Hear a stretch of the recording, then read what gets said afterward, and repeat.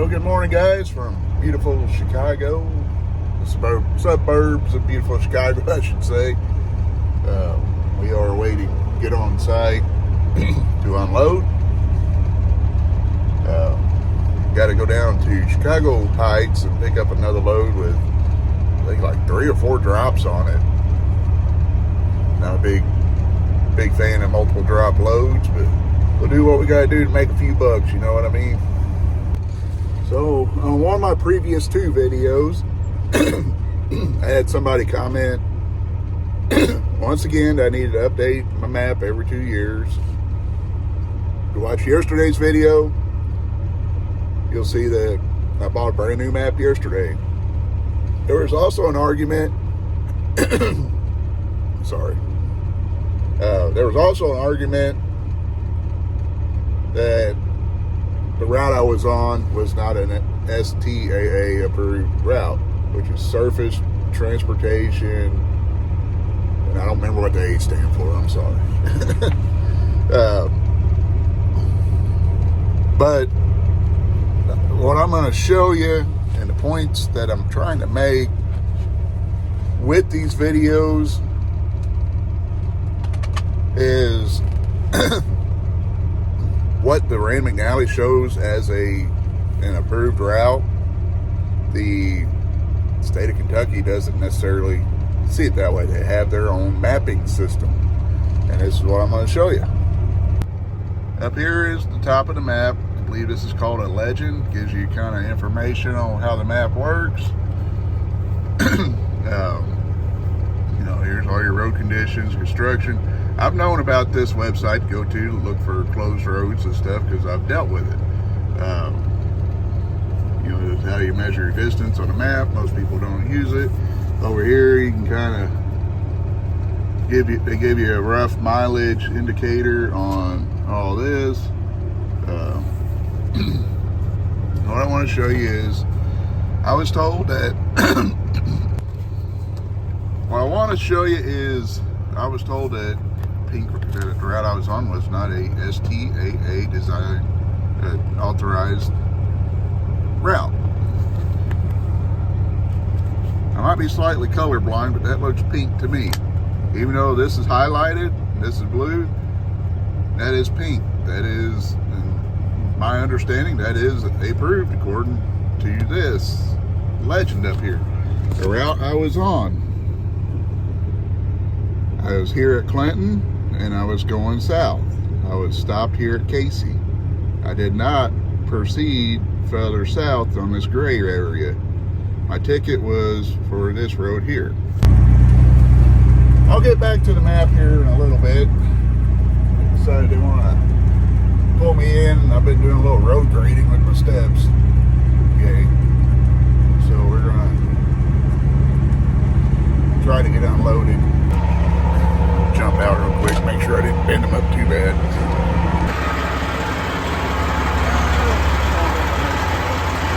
We're already pushed back a little bit from another job site. Good. It's kind of a pretty sunrise. Chicago skyline right back there.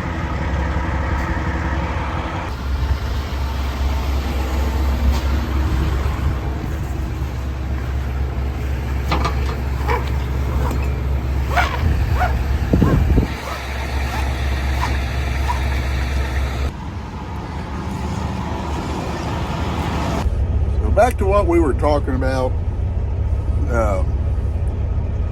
So the argument is being made that I wasn't on a Surface Transportation Assistance Act. That's what the STAA stands for. I had to look it up. Pretty much, the argument was made that I wasn't on a approved route. As you guys seen, the legend at the top, unless I'm just misunderstanding what it is saying, but it shows pink road into highlighted road to blue road that's highlighted back to blue road.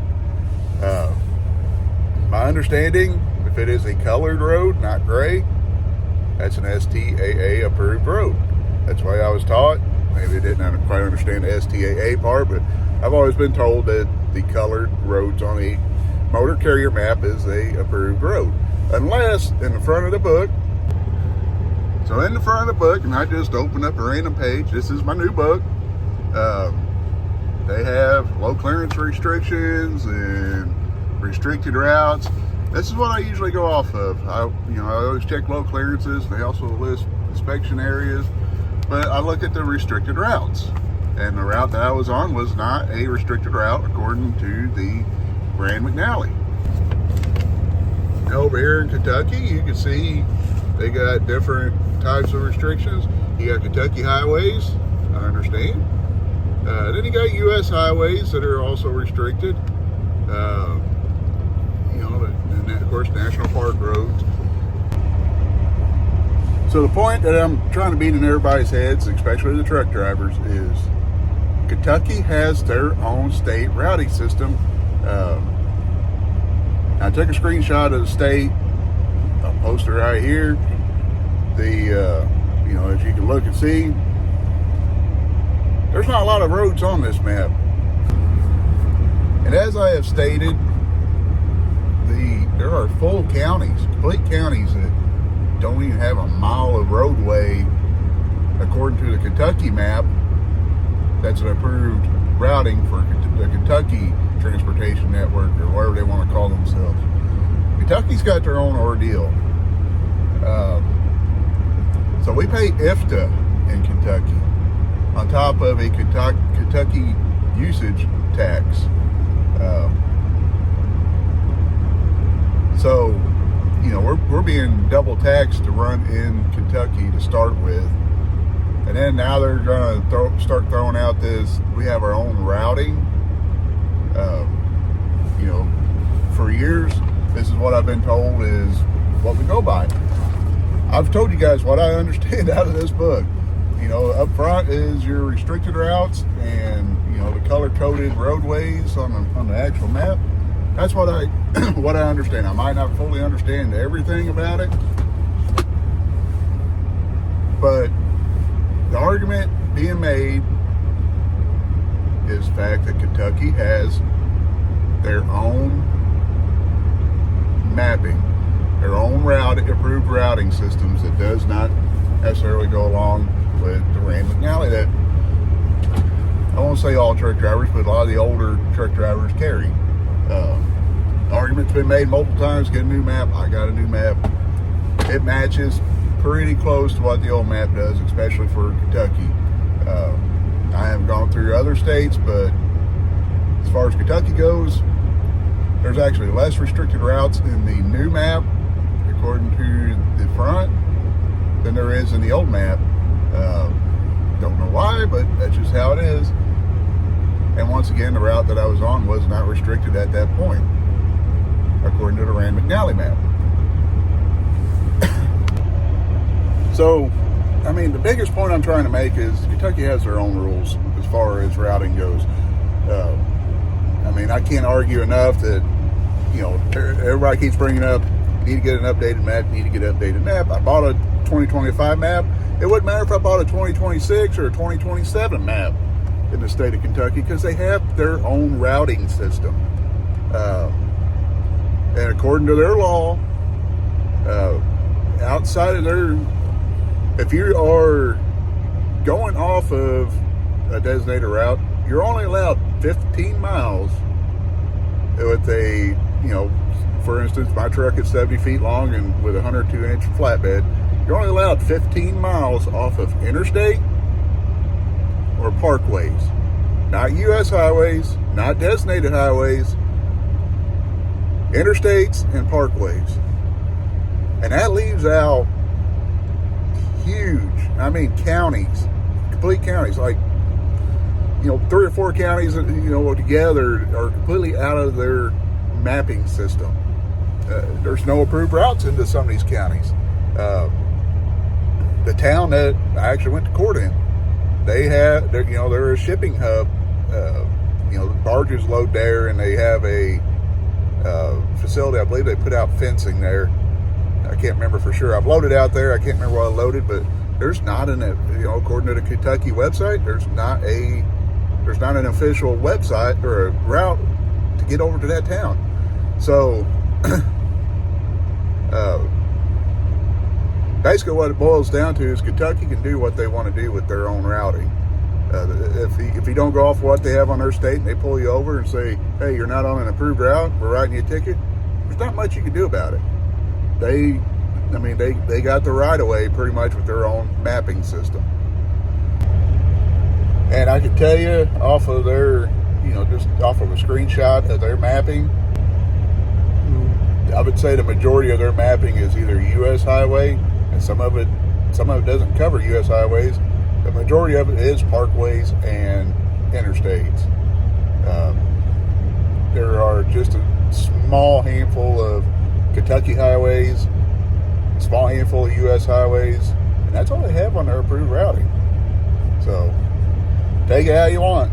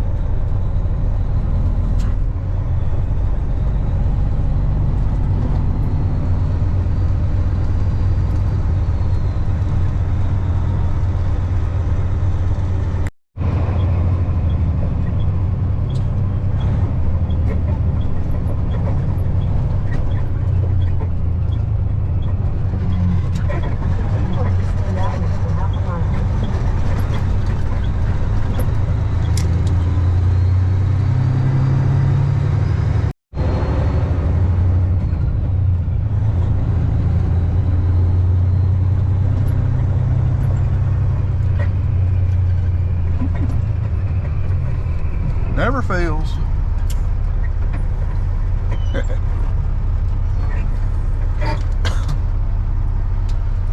Every single time. While I wait for the train to pass, like I've said before, if you don't get anything else out of these videos, I'm trying to bring awareness to Kentucky's situation on Kentucky's own designated truck routes versus what we would have in a Rand McNally. The argument has been made, I need to update my map book, and I've said it time and time again, it don't matter. Kentucky has their own mapping system. And I might do a little homework and see if other states have similar mapping systems. But the thing is with Kentucky is they don't have to, if you don't know about their state mapping website on their mapping on their own website, you wouldn't know whether or not you're on designated truck routes or not according to the Rand McNally. I know highlighted routes are definitely truck routes, and non-highlighted routes are considered secondary. I get it, but at the same time, Kentucky, in a court case, Kentucky, basically they basically said they do not have to, they don't have to mark truck routes, and they don't have to mark non-truck routes, So you're kind of on your own to discover, oh wait, Kentucky has their own website to get a truck, get the truck routes from. That's all I'm trying to do, just bring awareness. Like I said, maybe somebody from Kentucky Transportation Board might be able to comment and bring a little better light to it, or maybe we can bring better light to making out-of-state drivers more aware of Kentucky's laws. That's all I'm trying to do here. Well, that was long-lived.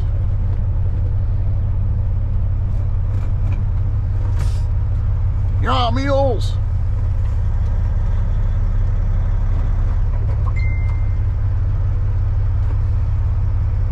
Come on. Turn the lights off. I'm supposed to cross the track till the two lights come off. I ain't stopping on the track.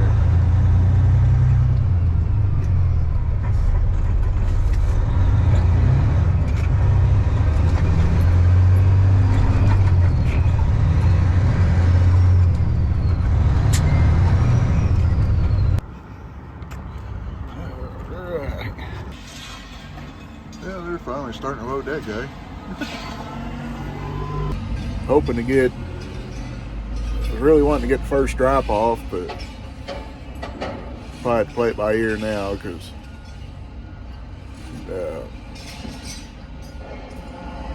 taking a little longer to get loaded than what I was hoping for.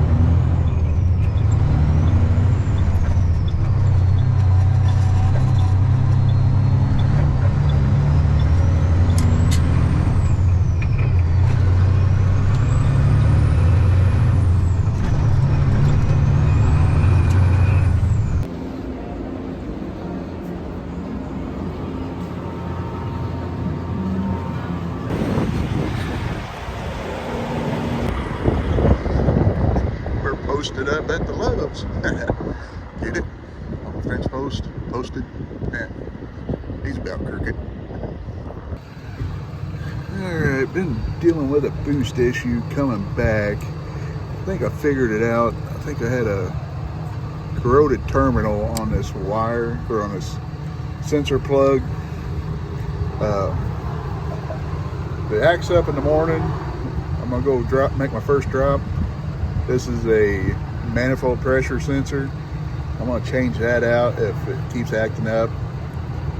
It seemed like it's going to work right. I really don't see any other issue, especially with it being sporadic. Been checking boots and stuff, make sure I don't have a leak, but it's a sporadic. Either have boost or no boost. I know it ain't that, but really just acting like a faulty sensor, or maybe a loose wire. Like I said, we'll see. But we are in St. Genevieve. I got 4 drops to do. First one's here in St. Genevieve. Second one's down in Sikeston, Missouri. Then we got to go down to Brownsville, Tennessee, and then over to Milan, Tennessee. Then back up and load for Lenexa, Kansas. Jesus Christ. Come on, Elroy, let's go eat. Well, I guess it's getting pretty bad. I'm known by the locals in there. I can't complain. I like sitting in there talking to the old timers, and oh boy, I don't know his name, but I always call him Colonel Sanders. Well, to me, he kind of looks like Colonel Sanders. I'm not trying to insult the guy, but oh man. But we're going to close this one out. Leave comments down below. Honestly, don't know where I was at last talking about the whole map debacle, but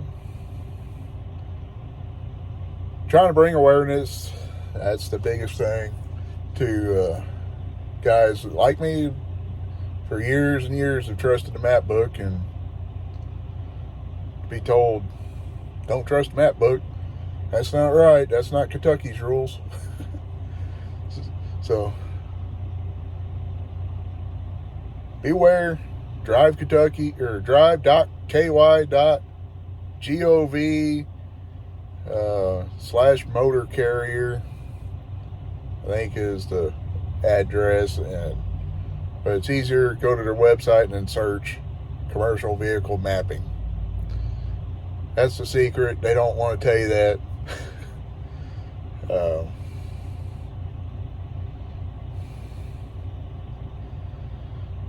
Just trying to bring awareness. It's a money grab, if I'm honest with you.